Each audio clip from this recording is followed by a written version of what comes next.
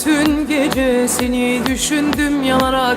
Bir an geldi ki zannettim kalbim duracak. Ellerim tutuştu hasretini okşayarak.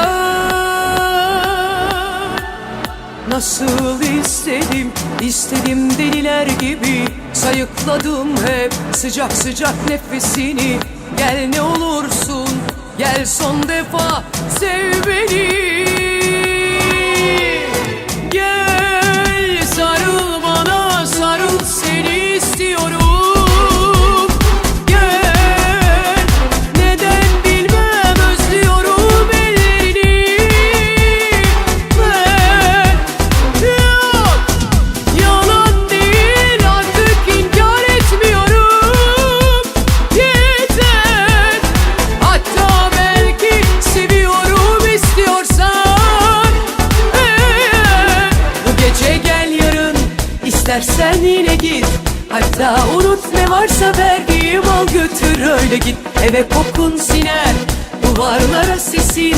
Hatta unut sen dün gece neredeydin kimle seviştin. Bu gece gel yarın istersen yine git.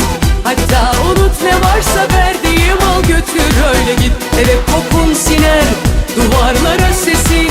Hatta unut sen dün gece neredeydin kimle seviştin.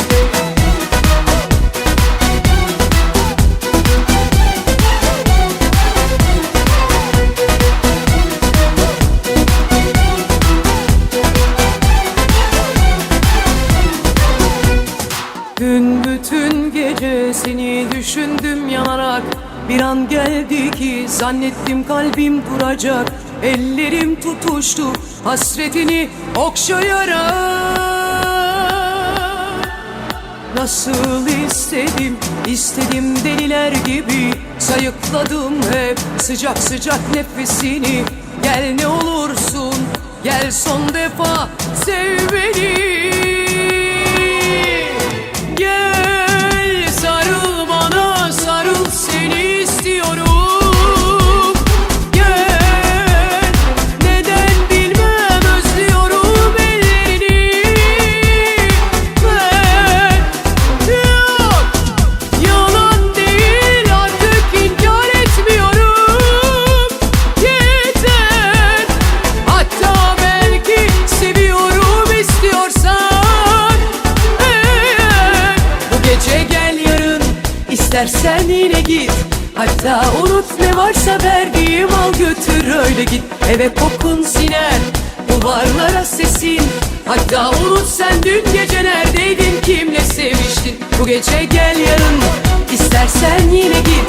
Hatta unut ne varsa verdiğim al götür öyle git. Eve kokun siner duvarlara sesin. Hatta unut sen dün gece neredeydin kimle seviştin. Bu gece gel yarın istersen yine git. Hatta unut ne varsa verdiğim al götür öyle git. Eve kokun siner duvarlara